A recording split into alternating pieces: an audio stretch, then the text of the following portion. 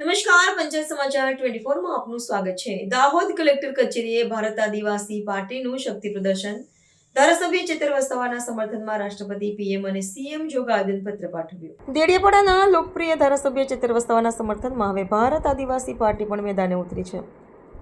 તાજેતરમાં દાહોદ કલેક્ટર કચેરી ખાતે ભારત આદિવાસી પાર્ટીના પદાધિકારીઓ અને કાર્યકરો દ્વારા ચેતરભાઈ વસાવાની મુક્તિ અને સમર્થનમાં એક મહત્વનું આવેદનપત્ર પાઠવવામાં આવ્યું હતું।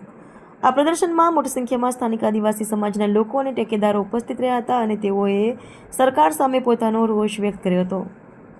આ આવેદનપત્રમાં આદિવાસી નેતા ચેતર વસાવા પર થઈ રહેલા કાર્યવાહીનો ઉગ્ર વિરોધ નોંધવામાં આવ્યો છે।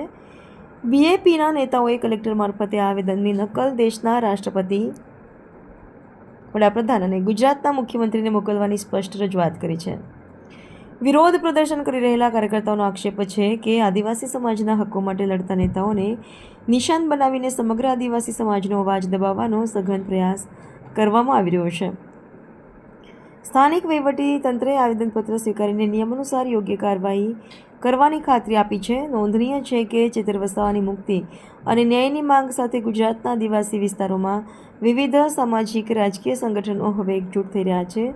જો આગામી દિવસોમાં મામલે સત્વરે યોગ્ય ઉકેલ નહીં આવે તો રાજ્યભરમાં ઉગ્ર જન આંદોલન છેડવાની ચીમકી પણ પ્રદર્શનકારીઓ દ્વારા ઉચ્ચારવામાં આવી છે, જેનાથી ગુજરાતના રાજકીય સમીકરણોમાં નવો ગરમાવો આવી શકે છે।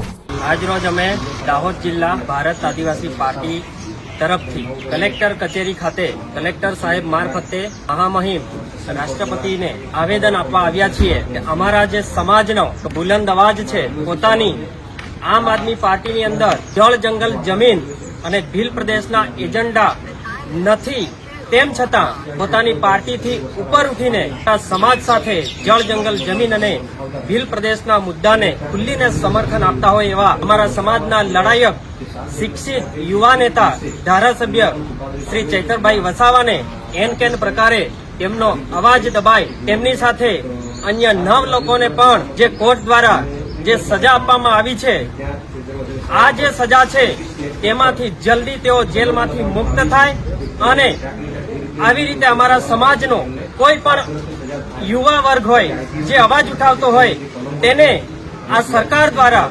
દબાવવામાં ન આવે તે બાબતે અમે આવેદન આપ્યું છે।